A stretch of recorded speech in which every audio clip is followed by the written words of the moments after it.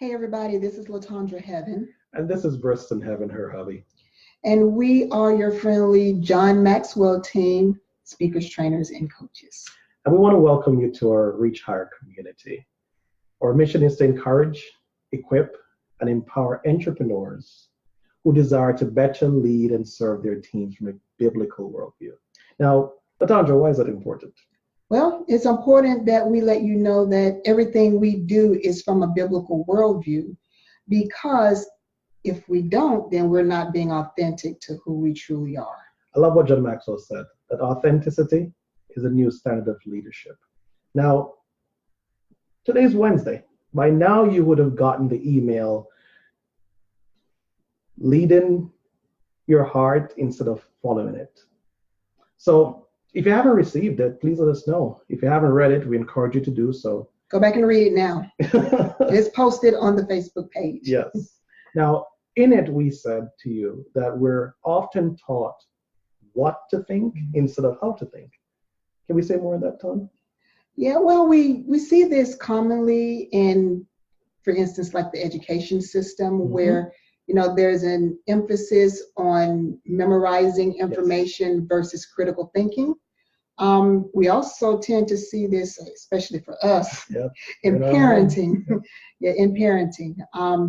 As parents, sometimes the temptation is to tell your children what to do, and you tell your children how to do it, instead of giving them the freedom to work through the process for themselves in order to do it in a way that's not as stressful for them. And we actually, had a situation not too long ago with one of our daughters. She was, rearranging her room, and of course she was being told how things needed to be done in order to get to the end that she wanted. But that piece of advice went against what she had already processed in her brain. And I recall how frustrated she was. Yeah, she was frustrated.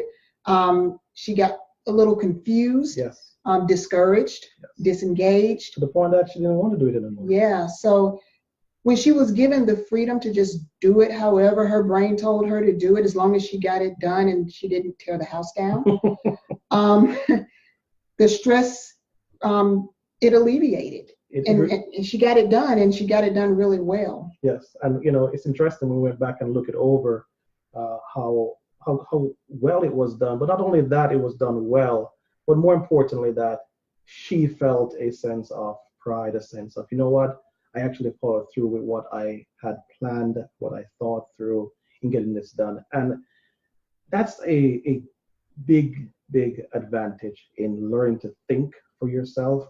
We see it best in the context of accountability.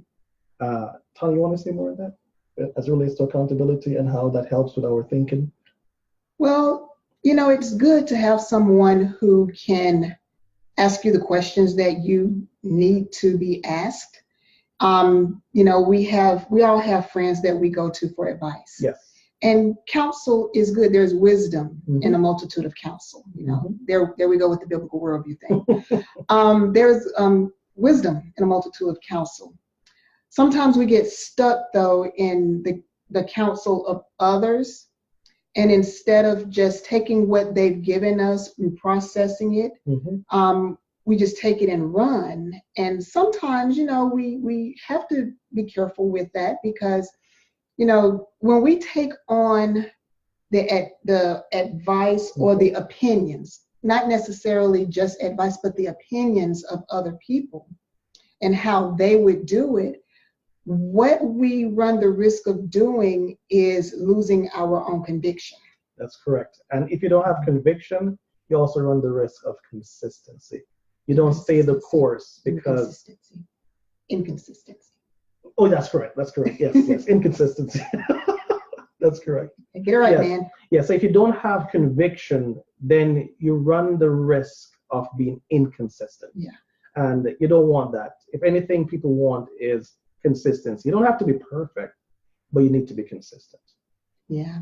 And conviction is important, because convictions make up basically who you are, for the most part. And, a lot of times we get stuck in just the activity of doing things and, not realizing that what we do should come out of who we are.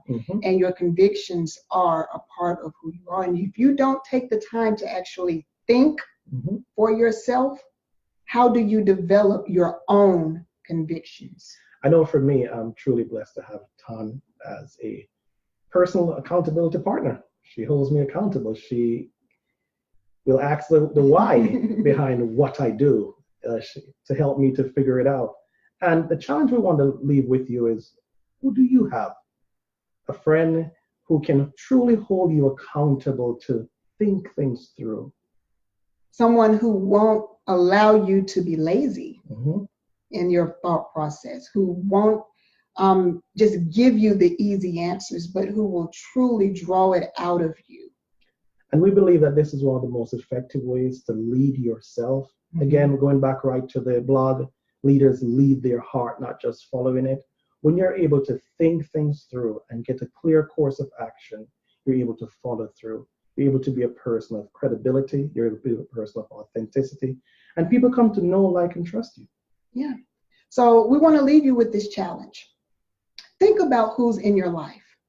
Someone who you can trust to hold you accountable to thinking. Yes. Thinking is important.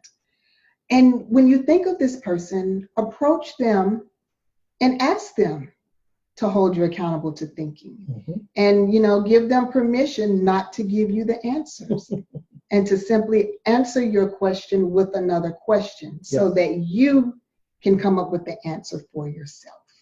That is real good. So that's it for now. We hope this helps, and we look forward to getting some feedback and some comments on our Reach Higher community.